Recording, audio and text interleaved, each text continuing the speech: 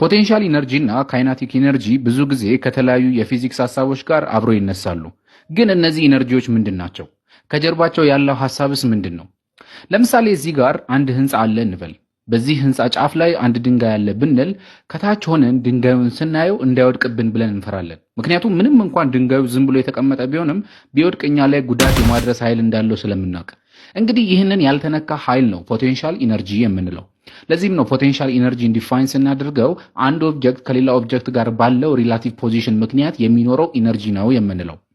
የፖቴንሻል ኢነርጂ ፎርሙላ mgh ሲሆን m ማስን ሪፕሬዘንት ያደርጋል፣ g ግራቪቲን፣ h ደግሞ ሃይትን ወይንም ደግሞ ከፍታን ያመለክታሉ።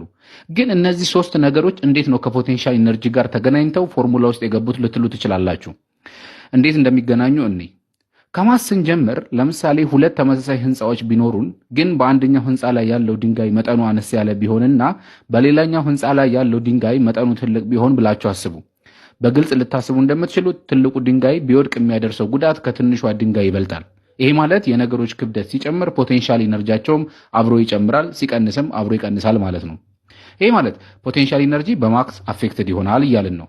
ለዚህ ነው ማስን ፖቴንሻል ኢነርጂ ፎርሙላ ውስጥ የከተት ነው። ሌላኛው ቫሪያብል ሃይት ወይንም ቁመት ሲሆን ለምሳሌ ያክል ከሁለቱ ህንጻዎች አንደኛው ህንጻ ቁመቱ አነስ ያለ ቢሆን ከረጅሙ ህንጻና ከአጭሩ ህንጻ ተመሳሳይ መጠን ያላቸውን ድንጋዮች ቢወድቁ ከፍተኛ ጉልበት የሚኖረው ከረጅሙ ህንጻ የሚወድቀው ነው።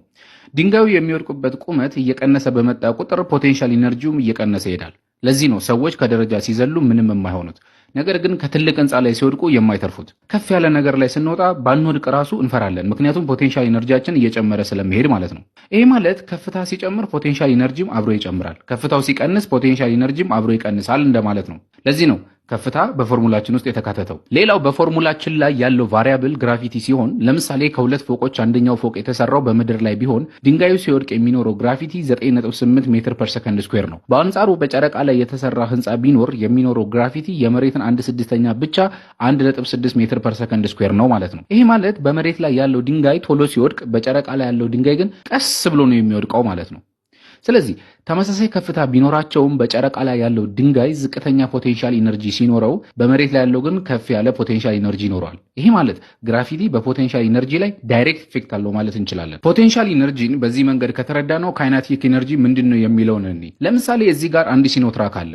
እንዲህ ሲቆም ምንም የማያደርግ ቢመስልም በፍጥነት መጓዝ ሲጀምር ግን በየመንገዱ ያገኘውን በሙሉ እየጠራረገ ይጓዛል። ካይነቲክ ኢነርጂ የምንለው ይህንን ነው። እንደውም ዲፋይን ስናደርገው ኢነርጂ ኦፍ ሞሽን ብለን ነው። የካይነቲክ ኢነርጂ ፎርሙላ ሃፍ ኤምቪ ስኩዌርድ ሲሆን ኤም ማስ፣ ቪ ደግሞ ቬሎሲቲን የሚገልጹ ናቸው። ልክ ለፖቴንሻል ኢነርጂ እንዳደረግነው ከካይነቲክ ኢነርጂ ጋር ያላቸውን ግንኙነት እንይ። ከማስ ብንጀምር አንድ ሲኖትራክና አንድ ባይስክል በመንገድ ላይ ዝም ብሎ ቢቆሙ ምንም አይመስለንም። ነገር ግን በተመሳሳይ ፍጥነት መሄድ ቢጀምሩ ከሁለቱ የበለጠ ኢነርጂ ኖሮት ጉዳት የሚያደርሰው ሲኖትራኩ ነው። ምክንያቱም ማሱ ከባይስክሉ አንጻር ሲወዳደር በጣም ትልቅ ስለሆነ ማለት ነው። ይሄ ማለት ማስ ሲጨምር ካይናቲክ ኢነርጂ ይጨምራል፣ ማስ ሲቀንስ ካይናቲክ ኢነርጂም አብሮ ይቀንሳል ማለት ነው። ወደ ቬሎሲቲ ስንመጣ የመኪናው ቬሎሲቲ ሲቀንስ ወይንም ፍጥነቱ ትንሽ ሲሆን ካይናቲክ ኢነርጂ ይቀንሳል። በፍጥነት ሲጓዝ ግን ያገኘውን ሁሉ እየጠራረገ ነው የሚሄደው which means ካይናቲክ ኢነርጂ ይጨምራል ማለት ነው። ከዚህ የምንረዳው ቬሎሲቲ ሲጨምር ካይናቲክ ኢነርጂ ይጨምራል፣ ሲቀንስ ደግሞ አብሮ ይቀንሳል ማለት ነው። እሺ የፖቴንሻል ኢነርጂ እና ካይናቲክ ኢነርጂ ምን እንደሆኑ አንደርስታንድ ካደረግን አሁን ደግሞ ያላቸውን ሪሌሽን ለማየት እንሞክር። ወደ ቅድሙ ህንጻ ብንመለስ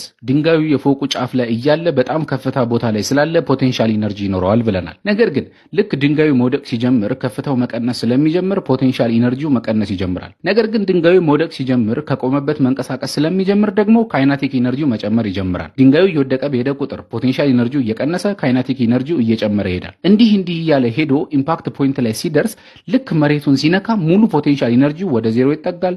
በአንጻሩ ማክሲመም ካይናቲክ ኢነርጂ ሌቭል ላይ ይደርሳል። ድንገት ድንጋዩ መሬት ላይ ደርሶ ከነጠረ ግን ፖቴንሻል ኢነርጂው እየጨመረ ካይናቲክ ኢነርጂው ደግሞ መልሶ ሪላቲቭሊ እየቀነሰ ይሄዳል።